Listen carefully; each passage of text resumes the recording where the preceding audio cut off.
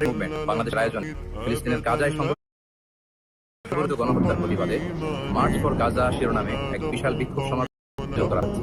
আগামী 12 এপ্রিল রোজ শনিবার শাহবাগ থেকে শুরু হয়ে নিকমি অ্যাভিনিউতে এই মার্চটি শেষ হবে। ইনশাআল্লাহ তাআলা আমি নিজে সশরীরে এই বিক্ষোভ সমাবেশ। আসসালামু আলাইকুম ওয়া রাহমাতুল্লাহি ওয়া বারাকাতুহু।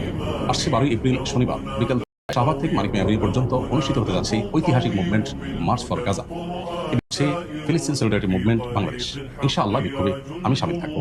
আমি আশা করি সকল দল মত চিন্তা দর্শনের মানুষ প্রত্যেকে যার যার জায়গা থেকে বিক্ষোভে শামিল হওয়ার চেষ্টা করবেন এবং ফিলিস্তিনের মুক্তির লক্ষ্যে আমরা একটি জোরালো আওয়াজ তুলতে চাই।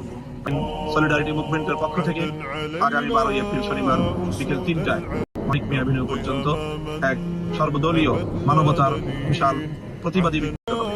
সেই মিছিলে আমি অংশগ্রহণ করব। আপনাদের সকলকে সেই অংশগ্রহণ করে ফিলিস্তিনি মুক্তি আন্দোলনকে সমর্থন এবং সংগ্রাম জানাচ্ছি। আগামী শনিবার 12 এপ্রিলে প্যালেস্টাইন সলিডারিটি মুভমেন্টের আহ্বানে প্রোগ্রামে আমি থাকবো ইনশাআল্লাহ। শাহবাগ থেকে শুরু হয়ে মানিক মিয়া অ্যাভিনিউ হয়ে পুরা দেশবাসী বিশেষে এই জেনোসাইডের বিপক্ষে সকলকে আসার জন্য আহ্বান জানাচ্ছি। এই মুভমেন্ট আগামী শনিবার 12 এপ্রিল শনিবার বিকেল 3টায় শাহবাগ থেকে মানিক মিয়া অ্যাভিনিউতে মার্চ ফর গাজা শিরোনামে একটি কর্মসূচি আয়োজিত হতে যাচ্ছে।